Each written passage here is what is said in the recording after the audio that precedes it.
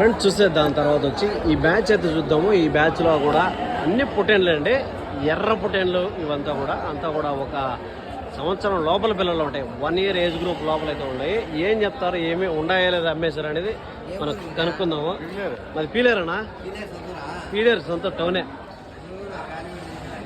గాలివీడు వస్తా ఉంటా, చూస్తా ఉంటా మార్కెట్లో ఎట్లా ఉండొచ్చు. గాలివీడులో చూసారా? మాట్లాడించలేదే మళ్ళీ నన్ను మీరు. అవునా? మీరే అవునా ఓనరా? ఎన్ని పొటేన్లు ఉన్నాయన్నా? 19 పొటేన్లు ఉన్నాయి. 20 అనుకుందాం. 20 పొటేన్లు అయితే ఉన్నాయి. అంతా కూడా పల్లేసే లేదా? పల్లేలే కదా. అంతా సంవత్సరం పిల్లల, అంతా కూడా 1 year ఏజ్ అండి. ఇవంతా చూడొచ్చు, సంవత్సరం పిల్లలు. ఇప్పుడు ఒక్కోటి యావరేజ్గా ఎన్ని కిలోలు రావచ్చు అనుకుంటున్నారన్నా? ఒక అంచనాకి ఎన్ని కిలోలు రావచ్చు అనుకుంటున్నాం? 14-15 మీట్.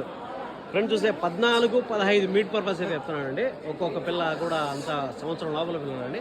14 కిలోల నుంచి 15 కిలోలు, ఒకటి 16 రావచ్చు, ఒకటి 13 రావచ్చు. సో యావరేజ్గా 15 కిలోలు మీట్ పర్పస్ అయితే చెప్తున్నాడు. 14-15. అప్పుడు జత ఏం చెప్తారో ఒకదాన్ని ఏం చెప్తాడా? ఒక్కోదాని అయితే 13,000 చెప్తాను, జత వచ్చి 25,500 చెప్తాను. ఒక్కోదాని అయితే 13,000 చెప్తాను, జత వచ్చి 25,500 చెప్తాంటారు. అంతే కదా ఫ్రెండ్స్. చూస్తే ఒక్కొక్క దాన్ని 13,000 రూపాయలు, 13,000 రూపీస్ అయితే ఒక్కొక్క పొటేల్ని చెప్తున్నాడంటే. మనకు మీట్ చెప్పింది వాళ్ళు 14 నుంచి 15 కిలోల మీట్ పర్పస్ చెప్పారు. 13,000 రూపాయలు అయితే చెప్తున్నాడు. చెప్పడం ధర అనేది తగ్గుతుంది కాస్త, చెప్పింది ఫిక్స్డ్ రేట్ కాదు కాబట్టి తగ్గుతుంది.